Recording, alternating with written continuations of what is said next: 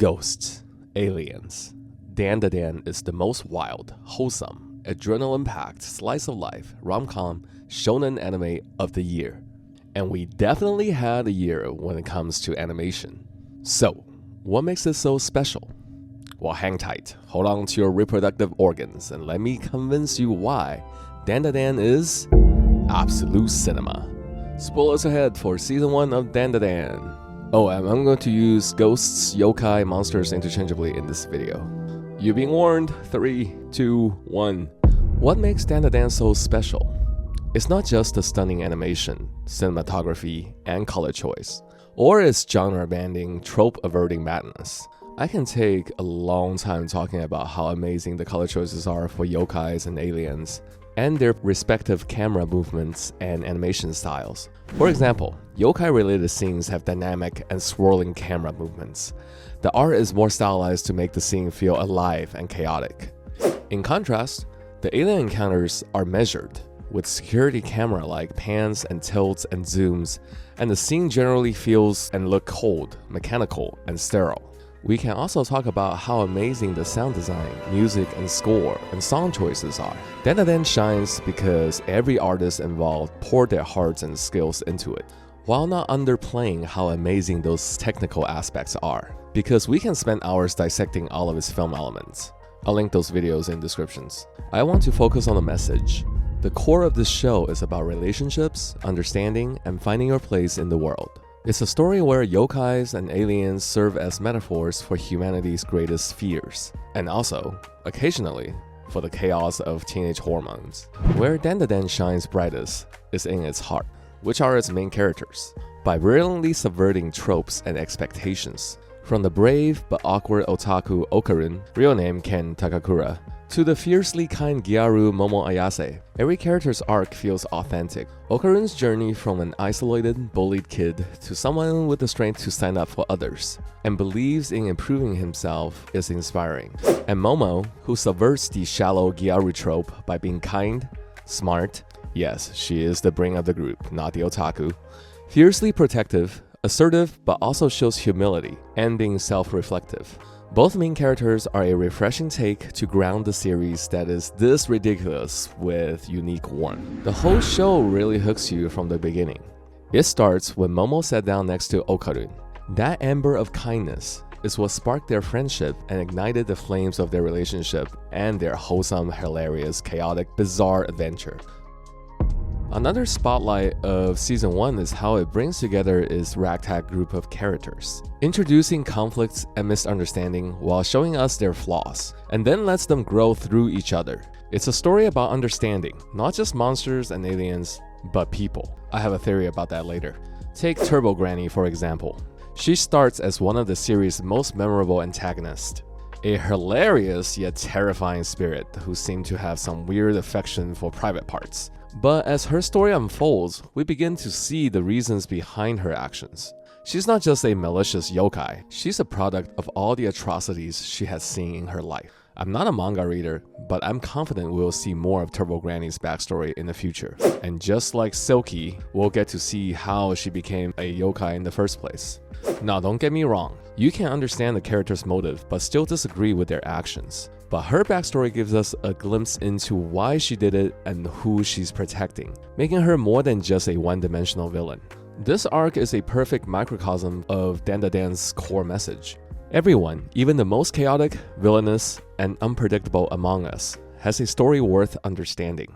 Looking back at all the characters and conflicts we've seen in season 1, with Gigi's initial introduction as Okarun's love foil, Ira's initial queen bee narcissism, Shrimp, Silky, Turbo Granny, all reminds us that empathy can turn foes into friends and help us find common ground in the unlikeliest places.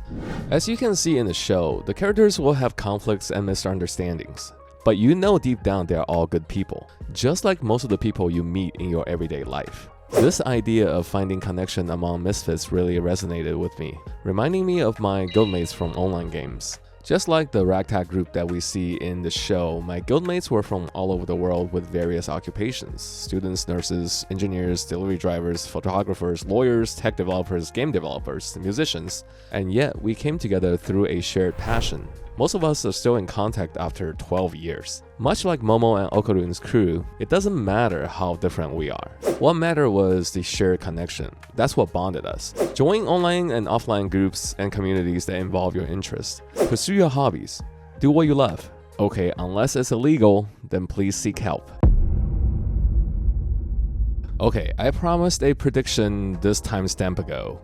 Film theory! So this series deals with a lot of themes of duality and subversion. Transformed Yami Okarun juxtaposes his innate confidence and depression to normal Okarun's timid nature and excitement about his hobbies. Aira's silky transformation shows grace and humility, contrasting Aira's brash, self-centered main character syndrome. Momo's grandma looking like this. Shrimp Dude has space-age travel alien ship technology, yet the solution to his problem is simply milk or a cow is just wild. Anyway, I digress.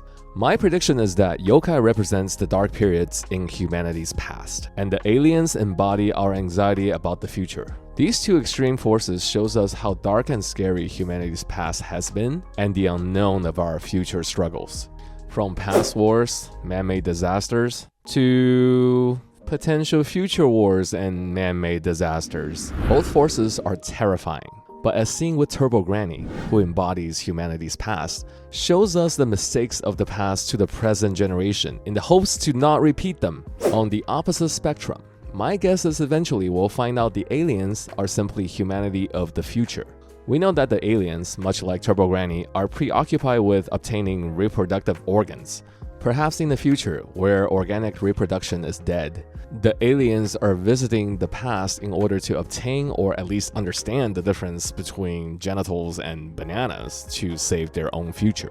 Yes, I know I've seen episode 10 as well, but I think that's just Okarun's current guess on the situation between yokais and aliens, not necessarily where the story is going.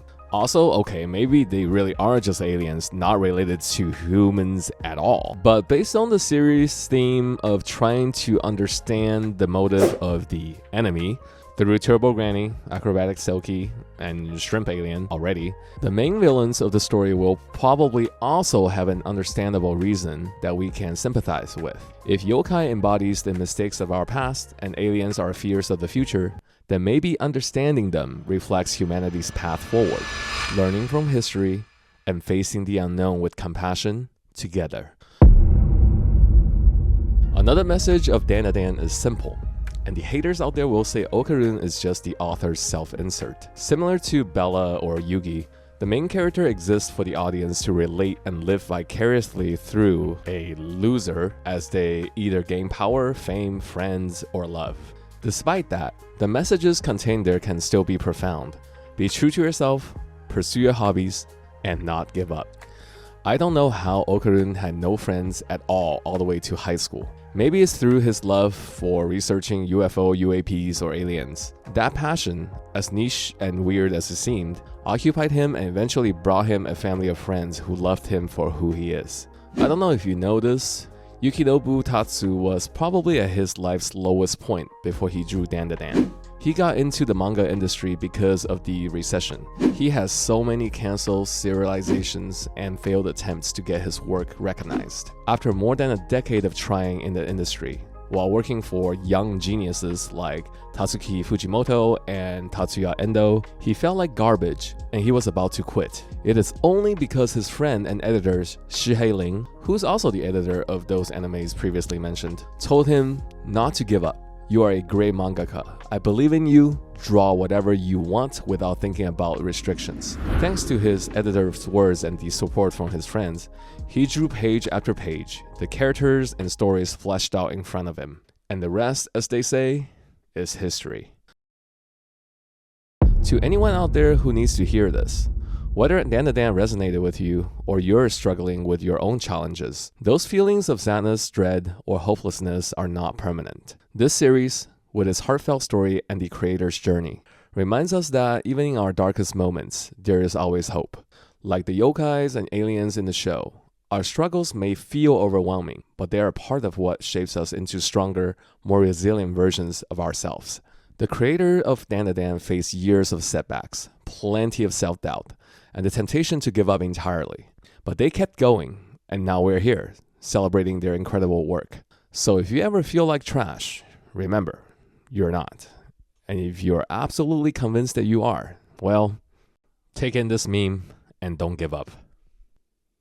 If you're still here, you're clearly a fan of great stories. So like and subscribe, because we'll do more of this. Movies, animes, TV shows, games, songs, doesn't matter the medium. We'll cover them all. Check out some other stuff on my channel. See you next time.